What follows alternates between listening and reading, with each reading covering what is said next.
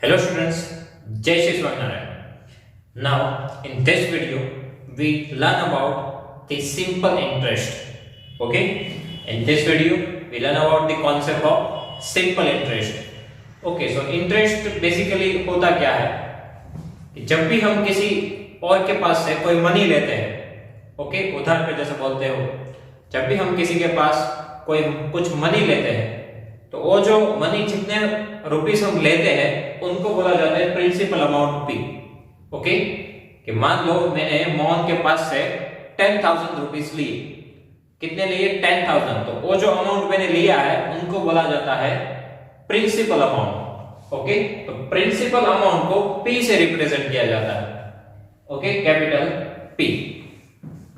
और principal amount किस में होते हैं? रुपीस में। ओके, सो प्रिंसिपल अमाउंट का जो यूनिट रहेगा वो क्या रहेगा? रुपीस।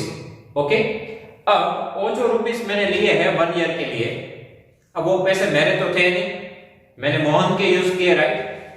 तो उसके लिए मुझे क्या करना पड़ेगा कि वो जो 1 ईयर के लिए मैंने उनके पास से रुपीस लिए हैं तो मुझे उनको जब मैं वापस करूंगा तब कुछ एक्स्ट्रा अमाउंट भी देना पड़ेगा। ओके, क्योंकि 1 ईयर के लिए मैं उनके मनी यूज कर रहा हूं तो मुझे कुछ एक्स्ट्रा अमाउंट भी उसे देना पड़ेगा। तो वो जो एक्स्ट्रा अमाउंट भी मैं रिटर्न करूंगा उनको बोला जाता है इंटरेस्ट। ओके, कि मैंने 10,000 लिए थे, अब मैं उनको 11,000 वापस कर रहा हूं, तो उसका मीनिंग क्या है कि 10,000 तो मैंने वापस लौटाए और 1,000 एक्स्ट्रा अमाउंट पे किया। वो जो एक्स्ट्रा अमाउंट पे किया उनको बोला जाता है इंटरेस्ट। जैसे बैंक में भी ये वर्ड बहुत यूज होता है, राइट? बैंक में हम पैसे रखते हैं तो उनके ऊपर हमें इंटरेस्ट मिलता है। जब भी हम किसी को पैसे देते हैं तब हमें इंटरेस्ट मिलता है। ओके, और यदि हम किसी के पास से पैसे लेते हैं तो हमें इंटरेस्ट उनको पे करना पड़ेगा। ओके, तो जितने रुपीस में किसी के पास से लूं वो जो अमाउंट है उनको बोला जाता है प्रिंसिपल अमाउंट पे। नाउ जब भी मैं पैसे लेता हूं तब एक रेट डिसाइड किया जाता है कि अब उनके ऊपर जो मैं उनको एक्स्ट्रा अमाउंट यानी कि इंटरेस्ट पे करूंगा उनके लिए एक रेट डिसाइड किया जाता है कि मुझे उनको कितना वापस करना पड़ेगा एक्स्ट्रा। मैंने 10,000 लिए हैं तो मैं एक्स्ट्रा उनको कितना पे करूंगा वो पहले से ही डिसाइड किया जाता है। ओके, तब भी रुपीस एक दूसरे को दिए जाते हैं। अब वो जो रेट डिसाइड होता है उनको बोला जाता है रेट ऑफ इंटरेस्ट और वो होता है परसेंटेज में। मतलब मोहन मुझे ये बोलता है कि तू 10,000 लेके जा, तुझे 2% इंटरेस्ट रेट देना पड़ेगा, 2% इंटरेस्ट इनके ऊपर देना पड़ेगा। तो जो रेट डिसाइड हुआ उनको बोला जाता है रेट ऑफ इंटरेस्ट आर। जैसे एसबीआई में 3% रेट ऑफ इंटरेस्ट रहता है पर ईयर। ओके, वैसे डिफरेंट बैंक अकाउंट्स आप चेक करोगे तो सेविंग अकाउंट्स में सबके डिफरेंट रेट्स होते हैं। फिक्स डिपॉजिट पे डालते हो तो उनका भी डिफरेंट रेट होता है। तो एक रेट पहले से डिसाइड किया जाता है कि किस रेट से हमें इंटरेस्ट मिलेगा या तो हमें देना है, उनको बोला जाता है रेट ऑफ इंटरेस्ट। मान लो कि रेट ऑफ इंटरेस्ट 2% हुआ, इसका मीनिंग क्या है कि हर एवरी 100 रुपीस पे मुझे 2 रुपीस एक्स्ट्रा देने हैं। For every 100 rupees I need to pay 2 rupees extra. ये मीनिंग होता है 2% रेट ऑफ इंटरेस्ट का। ओके, रेट ऑफ इंटरेस्ट 2% हुआ, इट मींस एवरी 100 रुपीस पे मुझे 2 रुपीस एक्स्ट्रा देने हैं। तो वैसे ही 10,000 में कितने हंड्रेड्स आते हैं, उन सभी हंड्रेड्स पे मुझे 2 रुपीस एक्स्ट्रा देना है। वो जो टोटल मिला के होता है वो होता है इंटरेस्ट, कि उतने रुपीस मुझे एक्स्ट्रा पे करने पड़ेंगे, उनको ही बोला जाता है interest. Okay, now third thing, time period decide किया जाता है। जब भी हम रुपीस देते हैं या लेते हैं तब टाइम पीरियड भी फिक्स किया जाता है कि मोहन मुझे 10,000 दे रहे तो वो पूछेगा तू मुझे कब वापस करेगा। मैं बोलता हूं 1 ईयर, तो टाइम पीरियड हुआ कि कितने टाइम में वापस देना है वो। ओके, सो टाइम पीरियड भी डिसाइड किया जाता है। टाइम पीरियड को टी से डिनोट किया जाता है। और बेसिकली सिंपल इंटरेस्ट में जो भी हम कैलकुलेशन करेंगे वो टाइम पीरियड पर ईयर की बेस पे करेंगे। ओके, मींस की यूनिट हमारा रहेगा ईयर्स। यदि हमें वो डेज में दिया है या मंथ में दिया है तो भी हम उनको कन्वर्ट करेंगे ईयर्स में। कैसे कन्वर्जन होगा वो हम एक्सरसाइज में देखेंगे। ओके, जब भी हम पैसे लेते हैं या देते हैं कितनी चीजें होती है, सबसे पहले तो प्रिंसिपल अमाउंट P कितना हम ले रहे हैं या तो किसी को दे रहे हो, फिर रेट ऑफ इंटरेस्ट डिसाइड किया जाएगा कि कितने रेट से हमें इंटरेस्ट मिलेगा, देन टाइम पीरियड डिसाइड किया जाएगा कि कितने टाइम के लिए हम ले रहे हैं या तो दे रहे हैं। ओके, सो टाइम पीरियड आएगा, फिर इनके बेसिस पे हमें कैलकुलेशन करनी रहेगी कि हमें कितना एक्स्ट्रा अमाउंट पे करना है, यानी कि कितना इंटरेस्ट हमें देना है। तो जो इंटरेस्ट है, जो हम एक्स्ट्रा अमाउंट पे कर रहे हैं, उनको इंटरेस्ट बोला जाता है। अब इनके भी टू टाइप्स आते हैं, simple interest and compound interest. Okay, in 7th standard you will learn about the simple interest and in 8th standard you will learn about the compound interest। Simple interest में क्या होता है कि मान लो कि मैंने 5 इयर्स के लिए किसी के पास से पैसे लिए, ओके, तो 1 ईयर का यदि मेरा इंटरेस्ट 1000 रुपीस है तो एवरी ईयर मुझे 1000 रुपीस एक्स्ट्रा देने हैं। ओके, मान लो कि मैंने 50,000 रुपीस किसी के पास से लिए और एवरी ईयर मुझे जो इंटरेस्ट देना है वो 1000 है। ओके, सो टोटल 5 ईयर में मुझे कितना इंटरेस्ट पे करना पड़ेगा, 5000। ओके, 5 ईयर के लिए मैंने रुपीस लिए, एवरी ईयर आई पे दी 1000 रुपीस, सो 5 इयर्स के लिए मुझे कितने एक्स्ट्रा देने होंगे, 5000। ओके, ये सिंपल इंटरेस्ट है कि every year interest rate same ही रहता है, एवरी ईयर इंटरेस्ट सेम ही रहता है, वो है सिंपल इंटरेस्ट। कंपाउंड में क्या होता है, मैंने 50,000 लिए थे, ओके, पहले ईयर में मुझे कितना इंटरेस्ट देना है, 51,000। अब जो नेक्स्ट ईयर आएगा तब मुझे जो इंटरेस्ट देना है वो 51,000 के लिए देना है।